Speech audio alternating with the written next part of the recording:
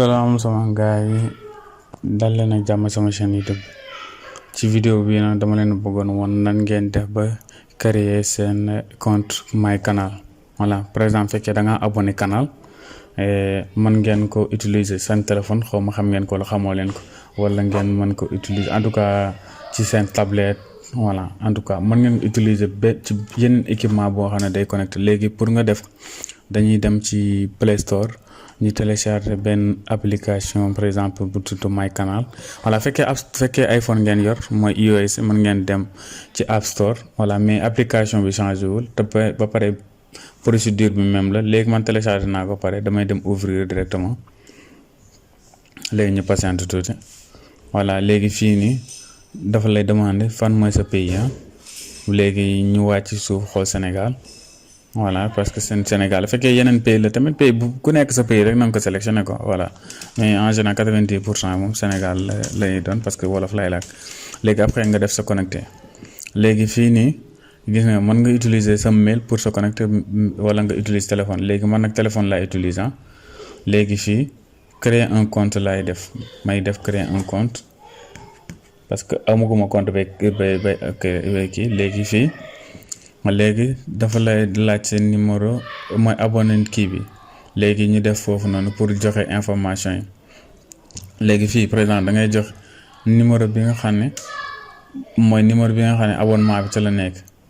Voilà, peut-être numéro bi ngeen abonné sa numéro nga joxe, je ne sais pas. Léegi numéro abonnement bi fii nga koy joxe. Xam nga numéro abonnement canal dafa am benn abonnement numéro abonnement boobu ngeen joxe fii. Voilà, par exemple ci facture bi sax da ngeen ko fa gis, wala fekkee facture bi da leen léewoo leen ko mooy fi li ngeen di paye. Xam nga fekkee ay Wave ngay fay yoon na dina la woon benn numéro. Léegi fii nga def mot de passe. Léegi mot de passe dafa la na 8 caractères la. Léegi man ma joxe information yi xaar ma nëbb ko. Voilà, parce que personnel la. Léegi xaar ma jox sama numéro de téléphone déjà. Voilà,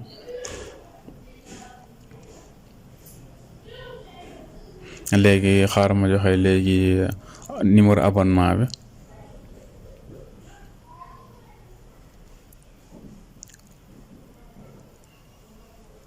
Voilà,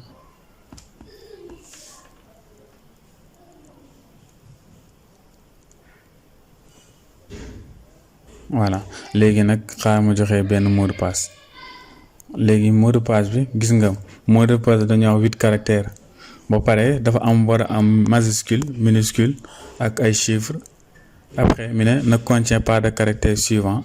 Les caractères yi mooy ay parenthèses ak dièse yooyu du ko am. Voilà, léegi par exemple ñu dem dama war a am minuscule majuscule.